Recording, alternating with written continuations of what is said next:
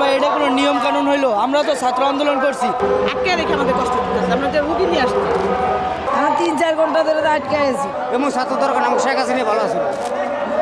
বিরক্ত আমি কেন 30 টাকার ভাড়া 45 মিনিট বসে রইলাম। আমরা গরিবরা কেন রাস্তা শিকার হবো বসে মিলে?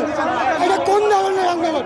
এই আন্দোলন আমরা চাই না। যত পাবলিক আছে যে যথাই যাবে সবারই বিরক্ত লাগে যে আমি কে কতক্ষণ দাঁড়াই থাকতে পারে বলেন। 1 ঘন্টার বেশি। আমরা আসছি লক্ষ্মীবাজার থেকে পুরান ঢাকা যাবো ধানমন্ডি। এখানে কতক্ষণ যাবো আটকে আছে? এক থেকে 1.5 ঘন্টা। এটা কি ঠিক? এইভাবে রাস্তা জাম করে আটকে রেখা, জাম না, এটা জাম না, এটা আটকে রাখছে।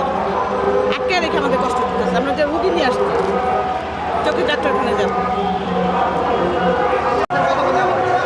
ভাই এটা কোনো নিয়ম কানুন হইলো? আমরা তো ছাত্র আন্দোলন করছি, কত মানুষ মনে করেন হেস গুলিস্তান থেকে জ্যাম, পুরোটা মনে করেন 2 ঘন্টা এইভাবে বসে রয়েছি, জ্যাম আটকাই রয়েছি। মানুষের আর্জেন্ট কাজ আছে, কাজের কোনো মূল্যই তো নাই। মানে আমরা একটা কাজে যাইতেছি, এখন কিভাবে যাবো? সব রাস্তাঘাট বদলো এভাবে, এটা কোনো ডিসিপ্লিন করে, এটা কোনো নিয়ম হলো? সরকার পতন হলে হেলে লাভ হইলো কি ভাই? এই সরকার পতন করিয়া আমরাও তো ছাত্র, আমরা ছাত্র আন্দোলন করছি না, কোনো ডিসিপ্লিন দেখেন আপনি। সেই গুলিস্তান থেকে জ্যাম, মানুষজনের আর্জেন্ট কাজ আছে, অফিসের কাজ বা কেউ অসুস্থতা, এই জন্য দেখার জন্য যাওয়া লাগতে পারে, অনেক কাজ আছে, কিন্তু আমরা 2 ঘন্টা বসে রয়েছি, যাওয়ার কোনো অপশনই পাই না। হ্যাঁ 2 ঘন্টার উপর হয়েছে জ্যামে আটকায় বসে রয়েছি। অনেক মানুষ হাইটে চলে যাইতে আছে, ওদিক দিয়েও তো জ্যাম, তাহলে কিভাবে যাবো আমরা ভাই? আমাদের তো আর্জেন্ট কাজ আছে, কিভাবে যাবো বলেন? এভাবে যদি জ্যাম থাকে তাহলে কেমনে হবে? অনেকক্ষণ ধরে আমরা যাবো আমি সদরঘাট থেকে সাভার যাবো। কতক্ষণ যাবো আটকে আছে? আমরা 3-4 ঘন্টা ধরে আটকে আছি।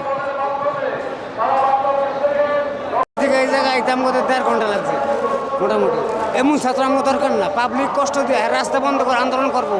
2 ঘন্টা আটকে নিয়ে এক জায়গায় 2 ঘন্টা দরকারই নেই। আর তুই বলবে 2 ঘন্টা গেল এই জায়গায় জমার টাকা কম, 1200 টাকা জমা, 300 টাকা গ্যাস, 1800 টাকা খরচ আছে গাড়িটায়। হলো পরিস্থিতি দেখা গেল কি ছাত্র, আমাদের সে ছাত্র। রাস্তা বন্ধ, ঘাট বন্ধ, ছাত্র আন্দোলন হয়েছে বসে মিলে দূর। আমরা গরিবরা কেন রাস্তা শিকার হবো বসে মিলে? এটা কোন ধরনের আন্দোলন? এই আন্দোলন আমরা চাই না। কি ধরনের অসুবিধা হচ্ছে? আমাদের তো অবশ্যই অসুবিধা হচ্ছে। 30 টাকার ভাড়া 45 মিনিট বসে রইলাম। কারণ কি? আমরা জবাব চাই, পুতুল উপদেষ্টার কাছে জবাব চাই। রাস্তা ছাড়া, রাস্তা ছাড়ো, রাস্তা ছাড়া, রাস্তা ছাড়ো।